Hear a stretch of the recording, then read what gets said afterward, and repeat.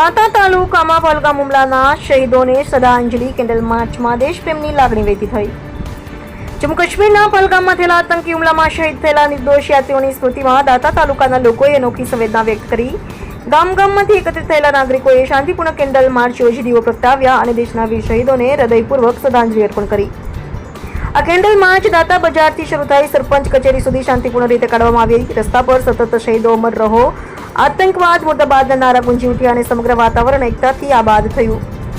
સ્થાનિક યુવા નેતા વિજયસિંહ ઠાકોરે જણાવ્યું હતું કે આ દીવો માત્ર અજવાળું નથી, પરંતુ શહીદોના બલિદાન માટેનો આદર છે। જ્યારે દેશ દુઃખમાં હોય ત્યારે આપણે એક જ સ્વરમાં એકતા અને દુઃખભાવ વ્યક્ત કરીએ, એ જ સાચી દેશ સેવા છે। કાર્યક્રમમાં મહિલા મંડળો, વિદ્યાર્થીઓ, ભક્ત મંડળો અને વરિષ્ઠ નાગરિકોની ઉપસ્થિતિ લોકભાવના અને રાષ્ટ્રીય એકતાનું જીવંત ચિત્ર બનાવી ગઈ।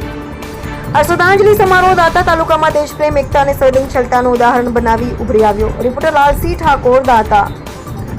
જે હુમલો કર્યો અને આતંકવાદીઓએ હિન્દુ પૂછીને ગોળીઓ મારી, એ સામે આ રતનપુરના ગામ લોકો વચ્ચે અમે બધા વિરોધ દર્શાવીએ છીએ।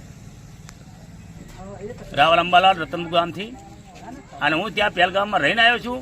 અને ત્યાં મને એટલું બધું દુઃખ થયું કે આવા નિર્દોષ માણસોને એમ કે હિન્દુ તત્વના કારણે મારવામાં આવે તો આપણો જોશ ઊભો થવો જોઈએ।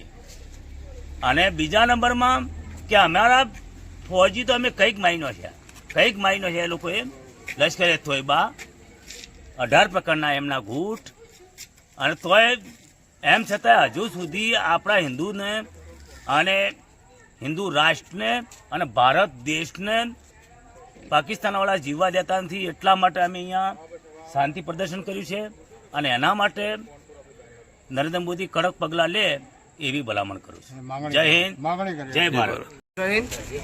આજે રતનપુર ગામમાં જે પહેલગામ જમ્મુ કાશ્મીરમાં આતંકવાદીઓએ જે જઘન્ય અપરાધ કર્યો છે, જેમાં ધર્મ પૂછીને લોકોને, પોતાના બાળકો, પોતાની પત્ની, એમના સામે એમને ગોળીઓ મારી છે, જેના માટે અહીંયા રતનપુર ગામમાં અમે લોકોએ મૌન રેલીનું આયોજન કરેલું હતું, અને લોકો ભેગા થઈને એમને આત્માને ભગવાન શાંતિ આપે એ બાબતે અમે રેલીનું આયોજન કર્યું હતું।